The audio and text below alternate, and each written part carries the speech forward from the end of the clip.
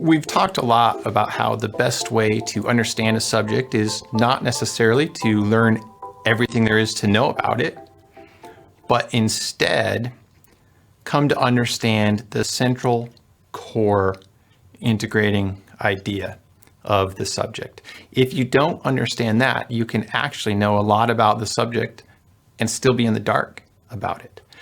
We've seen that in terms of living a productive life and being the type of person God wants you to be, things can be summed up into one core principle, which is the golden rule. Do unto others as you would have them do unto you, which is simply a restatement of love your neighbor as yourself. And the updated version of the golden rule that Jesus gives us before his crucifixion in the book of John, where he says, love one another as I have loved you. So that actually takes it up a notch. We're moving into looking at the process for productivity. Know what's most important and put it first. Another way that sometimes it's said, which is wonderful, it's from Stephen Covey. He says, organize and execute around the right priorities. I love that way of summarizing it. Here are some other ways of stating that core principle. Rick Warren has a great way that he puts it. He says, the secret of effectiveness is to know what really counts, then do what really counts and not worry about the rest. What he gets out there is you wonder, what about the stuff that's not a priority?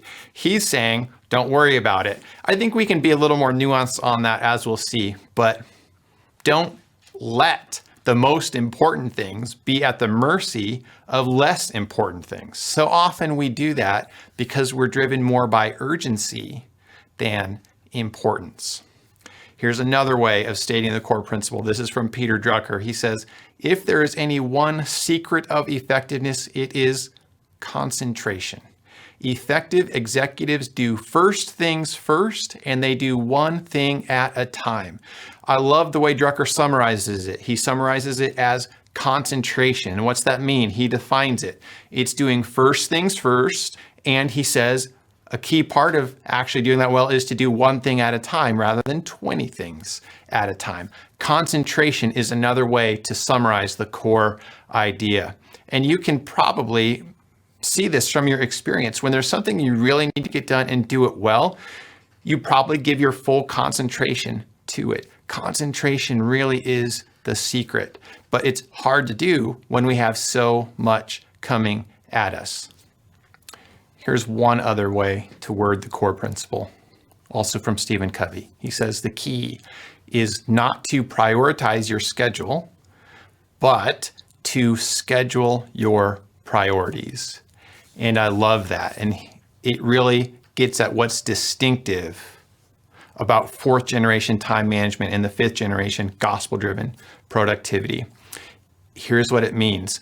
Consider the opposite first in order to understand this better.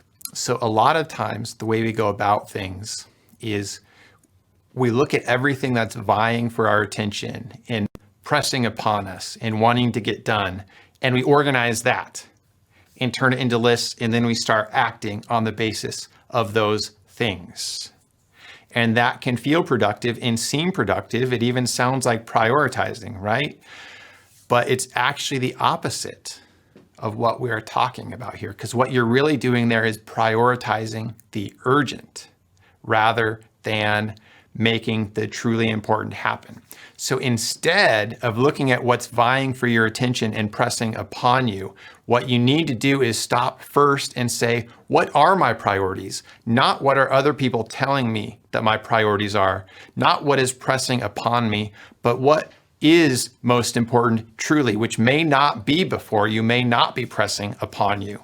And then you take those things and you put them into your plan. You put them into your schedule, onto your next action list. That's what Covey means when he says, don't prioritize your schedule. That is, don't take what's pressing upon you and put that in order of importance. Instead, schedule your priorities. That is, recognize what's most important from your mission and values and goals, not simply from what's in front of you, and then put those things on your path. Put them in your plan for your day, for your week, and on your calendar. Schedule your priorities, don't prioritize your schedule. This is the opposite of how we naturally tend to go about things. And this would be one of my main critiques of getting things done, which, as I mentioned, I love. It has been very influential to me, but it's largely a bottom-up approach. And it inclines you to collect what's pressing upon you and what's around you, and sort of inclines you away from stopping and saying, should these things be pressing upon me? Should these things be deserving my attention? The solution to this, I believe, is a top-down approach, which Covey focuses on. Now, this is not to say there's no place for bottom-up. There is. In one sense, it's iterative, top-down and bottom-up, but the primacy needs to go to the top-down approach. Now, here's an illustration, which I have found so helpful. I read it in Stephen Covey's book, First Things First, which he wrote with Roger Merrill and Rebecca Merrill. And you've probably heard it. Lots of people have repeated it, but it's so crucial. And it just illustrates it so well. And the illustration is called putting the big rocks in first. So there was this time management expert speaking to an audience, and he had this jar on the table, and then there was sand and gravel, rocks and water. And he said to the person, okay, I want you to put these rocks in the jar. How can I get all of this into the jar? And the way that ended up happening is ultimately they realized they had to put the rocks in, the big stuff, into the jar, and then poured in the gravel, and then poured in the sand, which went into all the cracks, and then the water fit in. And the time management expert said to the audience, okay, what's the lesson here? And someone said, if you try hard enough, you can always fit more in. And the time management expert said, no, that is not the lesson. The lesson is, if I hadn't put the big rocks in first, I couldn't have got this other stuff in at all. And think about that. If he had put the gravel in first and then the sand, and then tried to put the big rocks in, they're not gonna fit because all the space is taken up by the sand and gravel. But if you put the big rocks in first, the sand and gravel goes around them. This goes back to what I mentioned about the way Rick Warren expressed the core principle. He said, don't worry about the rest. Know what's important, do what's important, don't worry about the rest. I think we can nuance that by saying, and this is why the way I phrase it is, know what's important and do it first. What I mean is identify these most important things in your life, and they're usually bigger things, big rocks, that's Covey's term. If you put those into your schedule and plans first, then we might say, what happens to the other stuff? That's less of a priority. I can't just ignore it. And you're right.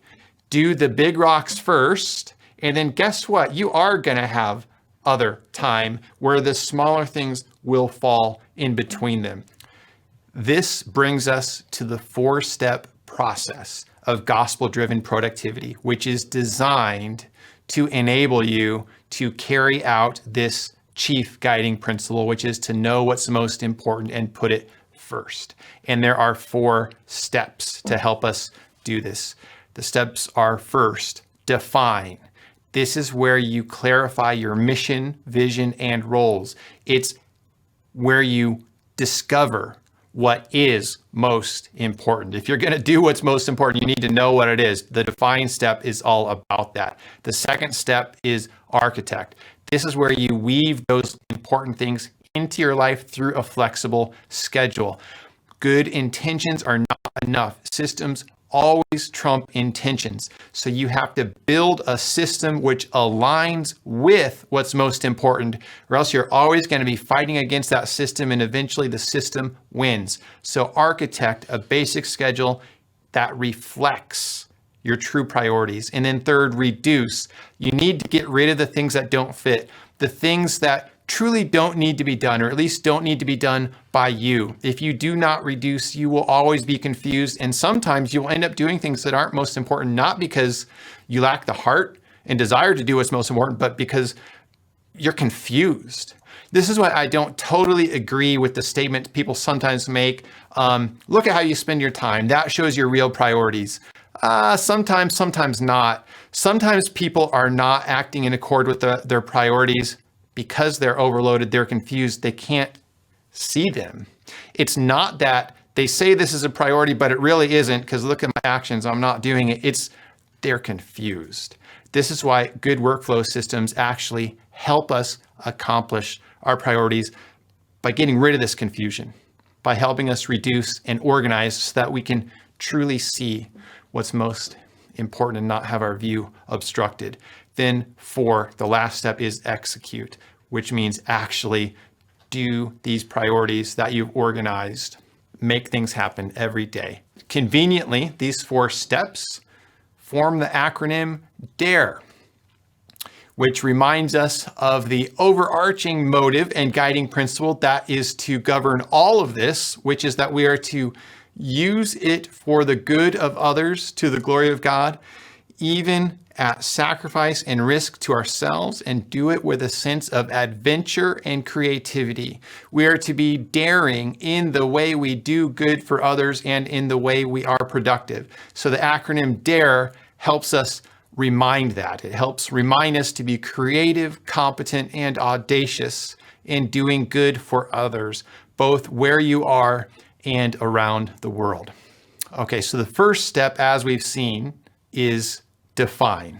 Know why you are here at all and what is most important at the various levels of your life. And that's what the next session is about.